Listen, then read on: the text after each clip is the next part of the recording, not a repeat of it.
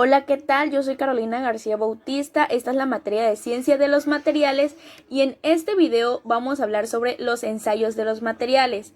Estos nos van a servir para determinar las características del material a través de ensayos que van a simular las condiciones en las que van a trabajar.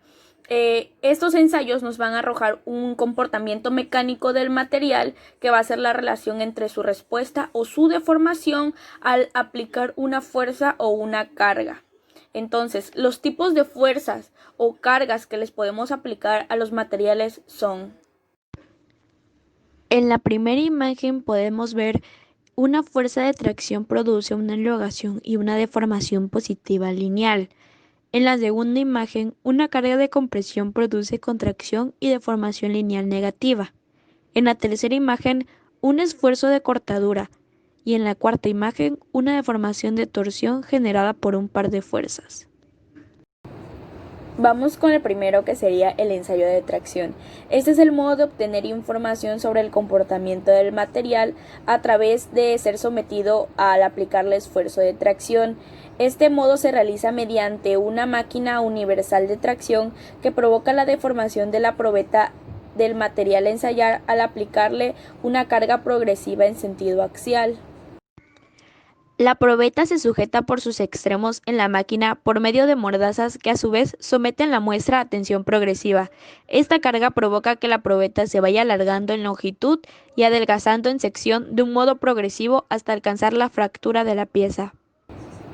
Un material presenta varias zonas en cuanto a su comportamiento ante un esfuerzo de tracción. Tenemos la zona elástica y la zona plástica. La zona elástica se caracteriza porque al cesar las tensiones aplicadas, los materiales recuperan su longitud inicial y se dividen en dos, en la zona proporcional y la zona no proporcional, mientras que la zona plástica es esta zona que ha rebasado la tensión del límite de elasticidad, y aunque dejemos de aplicar las tensiones de tracción, este ya no va a recuperar su longitud inicial, sino al contrario, su longitud final va a ser mucho mayor.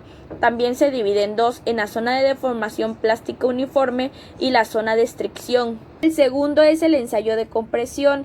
Este se realiza con las mismas máquinas que el ensayo de tracción. Estas máquinas universales de ensayo, o también llamadas dinamómetros universales. Esto porque las máquinas disponen de un conjunto de accesorios intercambiables que permiten la aplicación de distintos tipos de esfuerzos. El ensayo de compresión y el ensayo de tracción son muy similares, solamente que ahora la fuerza que se le va a aplicar a la probeta es uniaxial. Y en el sentido de la aplicación de la fuerza, en ambos ensayos aplicamos lo que es la fuerza axial, pero en el de tracción es estirando el material y en el de compresión es comprimiendo el material. En el sentido de comprimir el material, damos lugar a un acortamiento de la pieza y un ensanchamiento de la sección. Los dos ensayos se realizan con las mismas máquinas universales, como ya dije, pero con diferentes unitallajes. El número 3 es el ensayo de fatiga. En ciertas utilizaciones industriales se ha observado que después de repetirse ciclos de carga y descarga se genera un debilitamiento en las piezas. Esto da una iniciación y una propagación de la grieta hasta su fallo por fractura. A esto es a lo que le llamamos fatiga. Entonces, con cada ciclo se resiente la pieza y después de un cierto número de ciclos determinados, la pieza está tan debilitada que por fin rompe. En otras palabras, se podría decir que tenemos una pieza que estamos utilizando y de tanto utilizarla, la pieza por fin llega a romperse, se empieza a agrietar hasta que por fin rompe. Entonces, nos dice que en algunas piezas metálicas, por elevado que sea el número de ciclos de trabajo, con cargas por debajo de un cierto valor de tensión, no se produce la rotura de la pieza. Pero también ocurre lo contrario. Con cargas por encima de un cierto valor de tensión, la rotura viene para un número reducido de ciclos. Por ello es que el estudio de la fatiga de los materiales es realmente complicado. Es complicado y además de ser complicado también es muy peligroso. ¿Por qué? Porque no sabemos cuándo se puede llegar a romper. Esto ocurre de manera inmediata, de manera sin avisar. Entonces, es realmente peligroso. Además que el análisis de la fatiga estructural es una herramienta para evaluar la validez de un diseño o bien la debilidad o durabilidad bajo las condiciones de carga simple o cargas complejas. El número 4 es el ensayo de dureza. Como ya sabemos, la dureza es la resistencia que opone un material a la deformación permanente plástica sobre su superficie, o bien es la resistencia que opone el material a ser rayado o penetrado. En este ensayo se utiliza un penetrador sobre la superficie del material sobre el que se ejerce una carga perpendicularmente a la superficie del material de ensayo. Este penetrador va a tener diferentes formas y según sea su forma va a ser la huella que dejará grabada sobre el material. En este tipo de ensayo de dureza, según sea el tipo de material y su geometría, se emplean distintos métodos de dureza, como el de Brinell, el de Vickers, el Rodwell y el Knoop.